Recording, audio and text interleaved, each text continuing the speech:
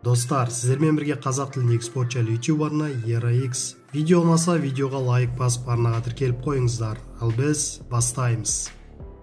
Қазақстандық аралас жекпе-жек майталманы Арман Мұстафа Өзтүрік Әшімов Дана Уайт турнирінде өнер көрсетеді.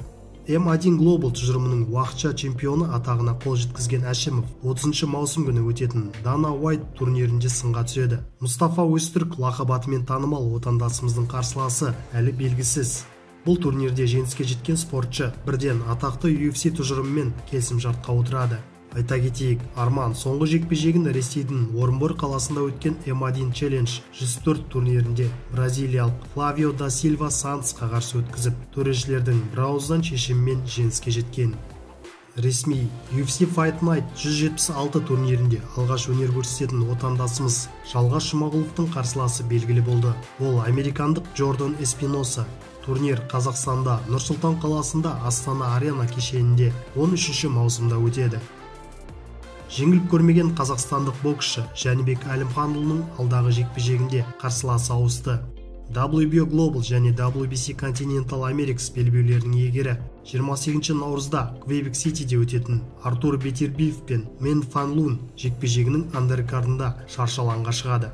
Бұдан бұрын хабарлағанымыздай, Жәнібек Golden Boy Promotions промоутерлік компаниясының боксшысы америкалық боксшы Димитриус Баллардпен кездесуі керек болған.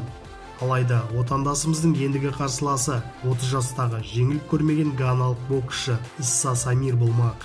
Айта кетейік, Самир қазіргі таңда Лас-Вегаста тұрады. Барлық жекпе-жегін өз туған елінде өткізген. Соңғы жекпе-жегін тура 1 жыл бұрын 6 наурызда Аккрада өткізіп, Патрис Саутокені төрешілердің шешімімен жеңген. Ал Жәнібек Әлімханұлы соңғы жекпе-жегінде 39 жастағы канадалық Альберт Аналунуспен қолғап түйістіріп, 6 раундта нокаутпен жеңген болатын.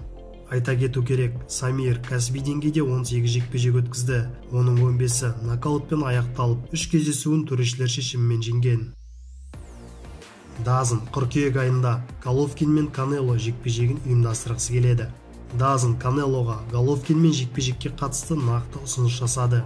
Дазн стриминг қызметінің атқарушы директоры Джон Скиппер Сан-Диегода мексикалық Сауль Канело Альвареспен кездесіп, қазақстандық Геннадий Головкинмен 3-ші жекпе-жекке қатысты ұсыныс жасады. Скиппер Канелоға келісімшартта көрсетілген $365 миллион өткізілетін 11 кездесу аясында 3 жекпе-жек пакетін ұсынды. Біріншісін Альварес 2 мамыр Лас-Вегаста, екінші орта салмақта WBO чемпионы британиялық Билли Джо Сондерспен өткізуі тиіс.